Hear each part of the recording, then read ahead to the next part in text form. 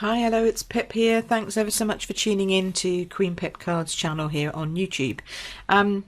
Thank you and welcome to everybody. Welcome to my new subscribers. It is so good to have you here. Thank you so much for joining me and subscribing to my videos. It really means a lot to me. And I wanted to share with you something to take on the card that I did last week. So this was the background. I showed you how we did all the brayering of it and the splattering of it and the silhouetting with the memento and the stamparatus. And if you haven't seen that, I will put the link into the description below so that you can go back and you can watch that video. But what I wanted to do today is take it from a simple card and turn it into more of a wow kind of card. Okay, so these are actually 3D. They stand like this. Mine's got a little bit bent in there. It's been in my cupboard and in my box of cards, so it's got a little bit bent.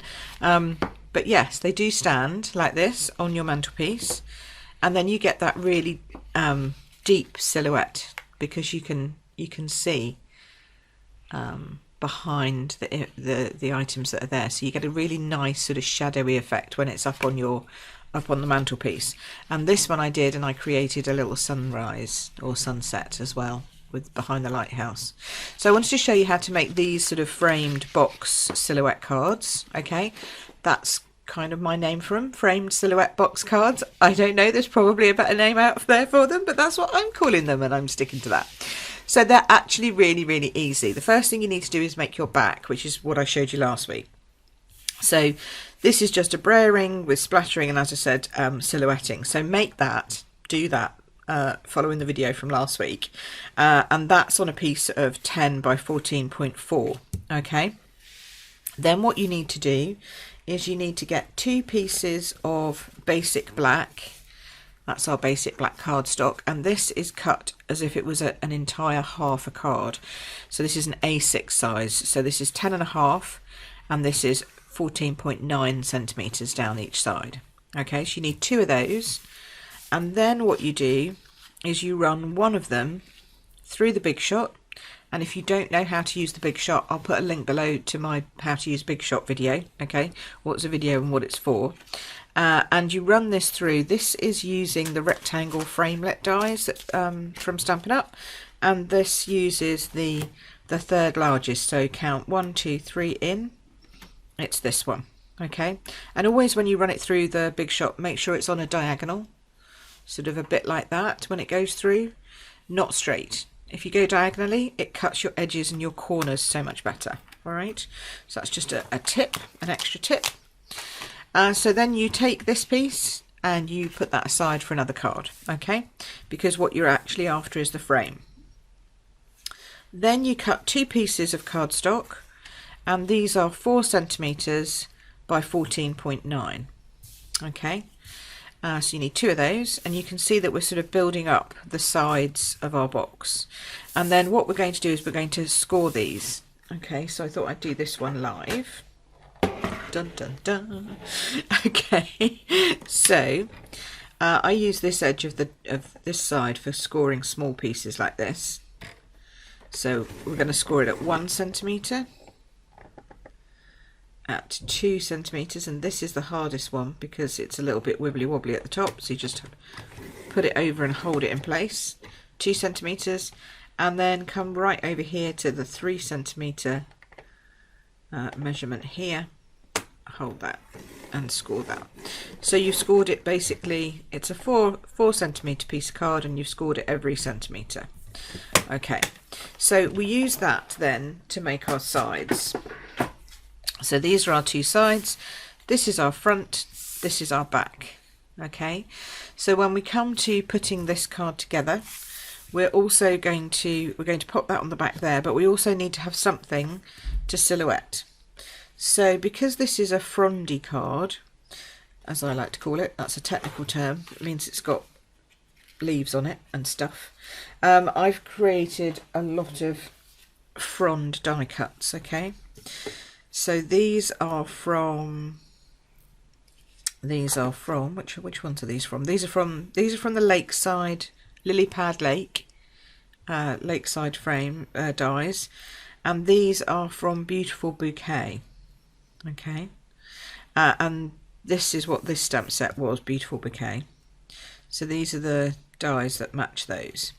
So I thought that these would go quite nicely like this to give them a bit of texture on top of what was already there. I really like these seed pods, so I don't really want to hide those too much, but some added texture of these I thought would be quite nice. And you can pop another one in there. So you basically work out where you want them to go, and they will go on the front of your card. Okay, so I'm placing them on the back, but when you come to stick them, you'll stick them actually onto the front. So you need to see how it will sit with the front. So for example, these need to come over a bit more because you actually can't see them when you put your front on. So you need to do a bit of jigging around when you do that. But see how gorgeous that looks. So, and then those are a bit extra. We might not need those. I might put this one just down here as well. And you can either add them to the front of your card or to the inside. So here I've added it to the inside. My lighthouse sits behind my front piece. Here I've put the boat behind, but I've put the wheel on the front. So that's actually standing proud. It's entirely up to you how you want to do them. They both look good, I think. It just depends on what you want to do on the front for a sentiment. So we'll whip these off and we'll start putting it together, and then it might make a bit more sense to you. Oops. So we're going to do that.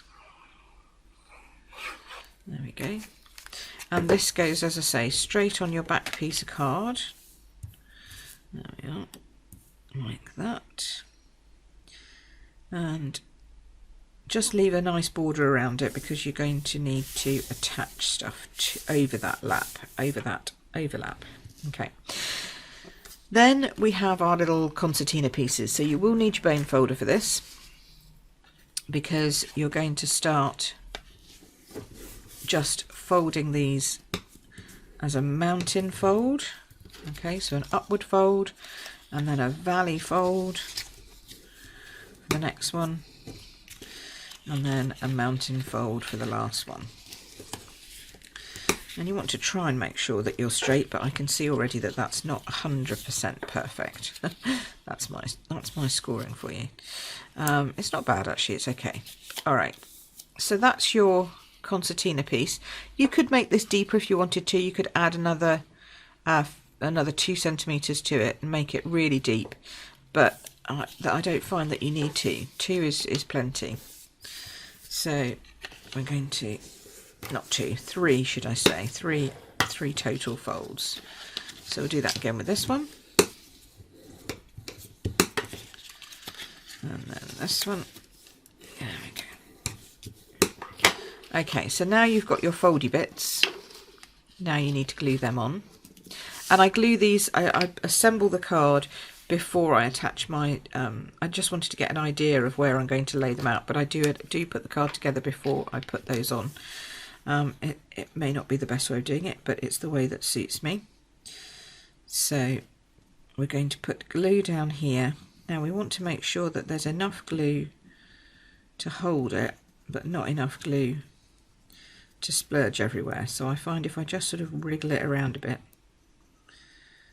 we don't get too much, but we get just enough because you want to make sure it's on the edges.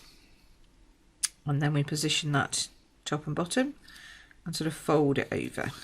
Okay, and then you can fold it this way just to make sure that it is on the top and the bottom, and that gives you, you've got that wiggle room when you put that glue on, so that's good. Then we'll do the same on this side. Put the glue on.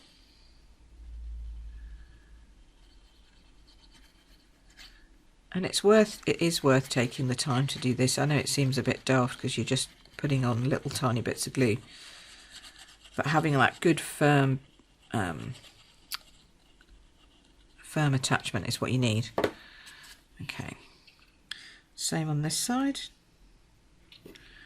Make sure it's lined up with your edges.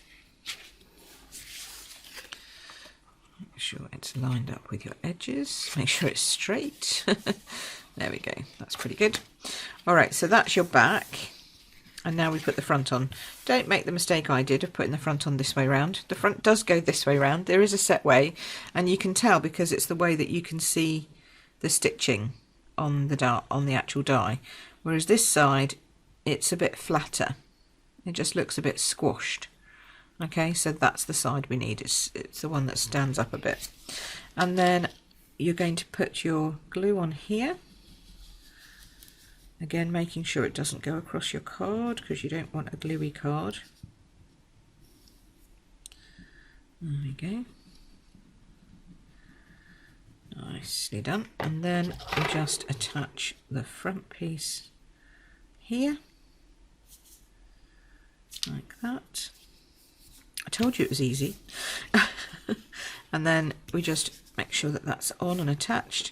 Fold this one down, and we're going to fold this one back over on itself to come back on here, and then we should match up. Now it might need a bit of jigging because sometimes paper just has a tendency to not go straight when it's folded. I really don't understand it, but it's something to do with moving the fibres. I think you move the fibres, they all get agitated and they're not happy. They don't want to sit in the right place. So you just need to make sure that that's lined up with that and with that. There we go, and it will line up. It will line up if you just make sure that it's sort of there. That's it. Perfect.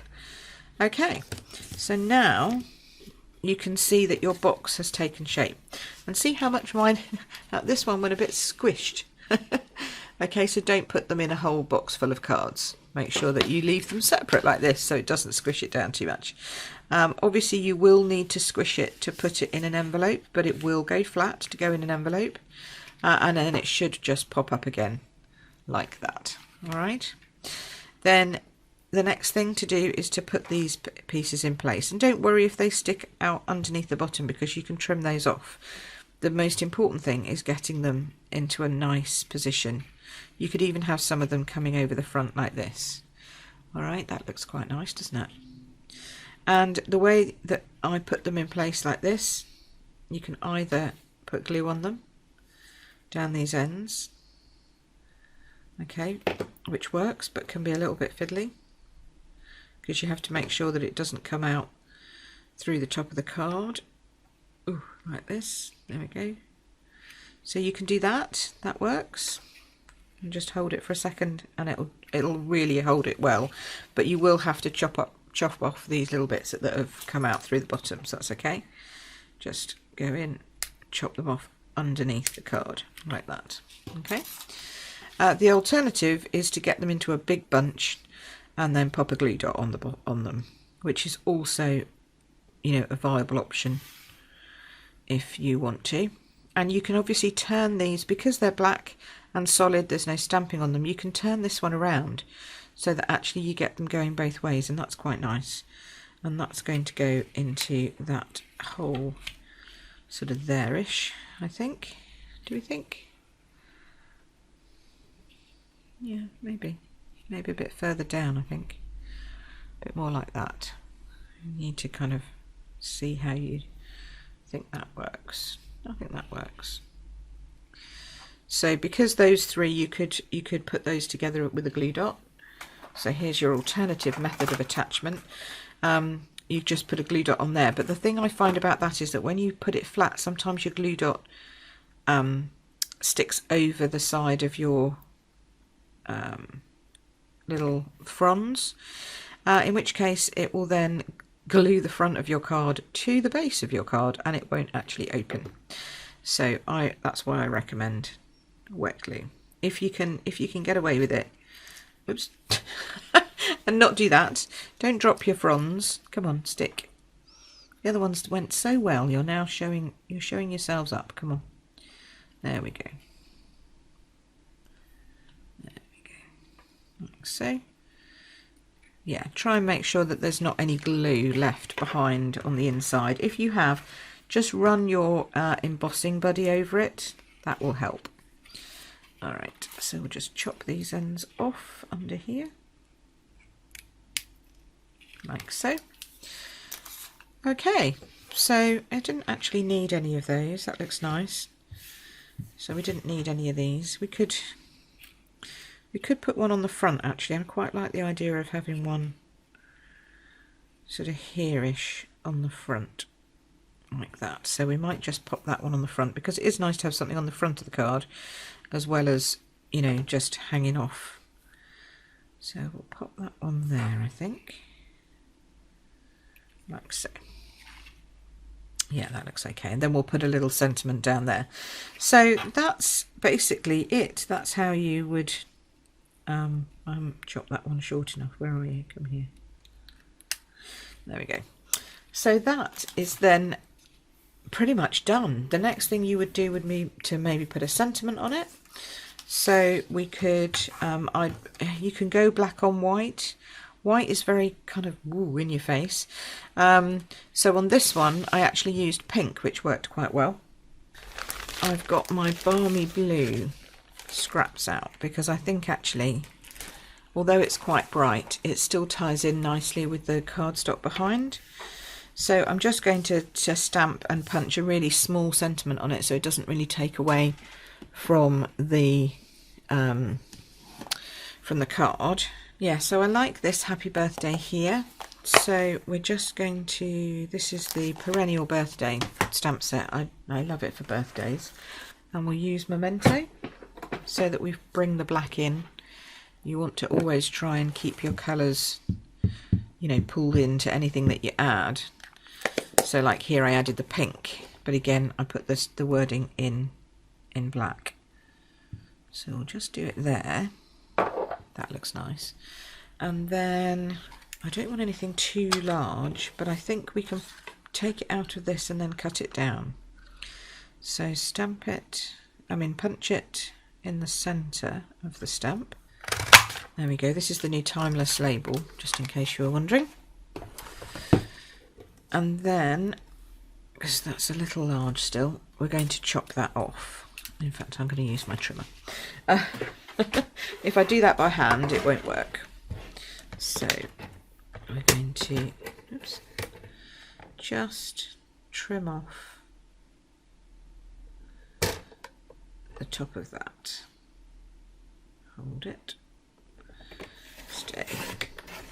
Okay, like that. And then trim off the bottom. Okay. Like that. Excellent. And then that should fit nicely just there. So that's a way of getting a little bit more out of your punches. And then we could add some satin ribbon to it if you wanted to, or you could just stand those up on dimensionals. Now in the new Christmas catalogue, they've got black dimensionals, which is great for silhouette cards because then you won't even see any of the white dimensionals from above. But in the meantime, we've only got the white ones, so coming soon. And then that fits perfectly just there and adds to that. So there you go. So that could be a nice card for a man, I think. It's sort of gentle. Could be a retirement card. Could be any kind of card you like. And I did the same when I did the silhouette. I made another silhouette front, and this time I made the silhouette a little bit lower, and I added this heron on behind. And again, when you come to do the silhouette for that and create this frame, the lily pad lake, because the heron's from Lily Pad Lake, so these will just add the most amazing silhouettes for that. And then again, you know, you'd have your black frame coming in there and going around that way, so that would look gorgeous. So there's just another way of using the Lily Pad Lake dies and the beautiful bouquet dies. But hopefully you've enjoyed that and you'll make your own. I don't know what else we could make with them. I'm sure we could do something for Christmas with baubles. I'm sure you could do something like that. So as I say, I'll put the link to this tutorial to do the backing in the video in the description below. You can grab anything. If you grab stuff from me, from my shop, it does help keep me going, so I can come and give you more tutorials like this. So hopefully that will encourage you to go shopping with me. But thanks ever so much for watching. I'll see you again soon, and yeah, take care for now. Bye bye.